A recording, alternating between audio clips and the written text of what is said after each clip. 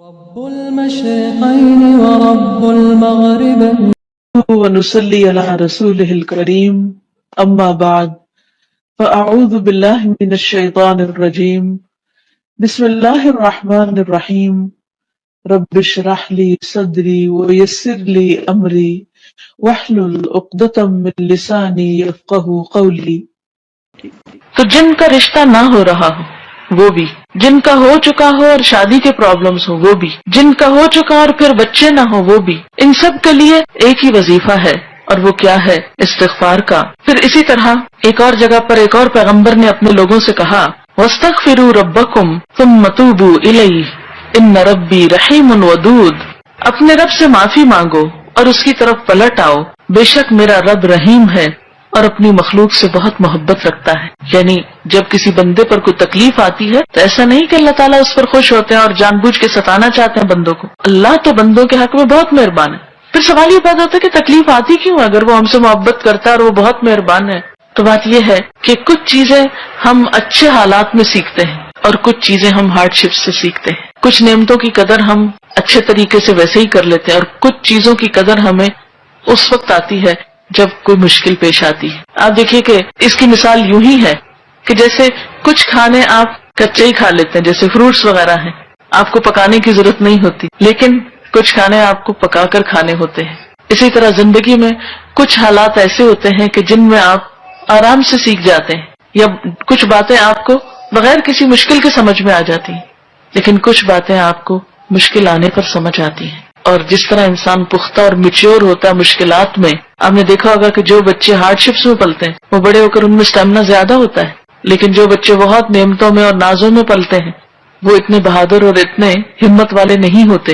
اس لیے دھوپ اور چھاؤں، غم اور خوشی، دونوں اس کائنات کا حسن ہے۔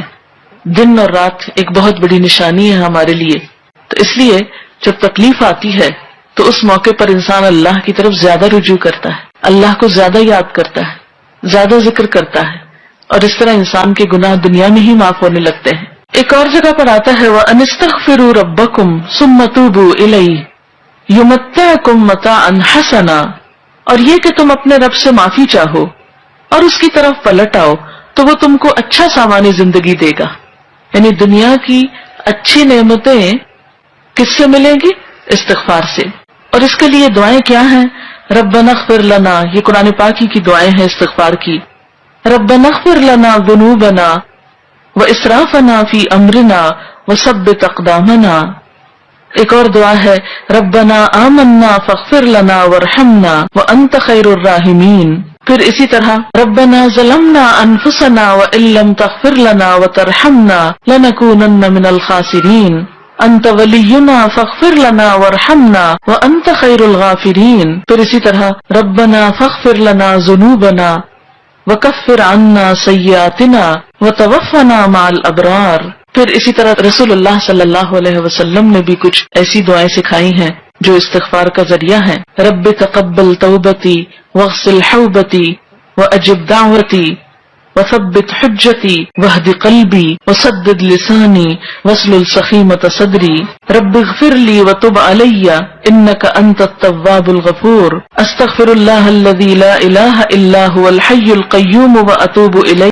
والذی خلق الازواج كلها وجعل لكم من الفلك والانعام ما تركبون لتستووا على ظهوره ثم تذكروا نعمة ربكم إذا استويتم عليه وتقولوا سبحان الذي سخر لنا هذا وما كنا له مقرنين وإنا إلى ربنا لمنقلبون۔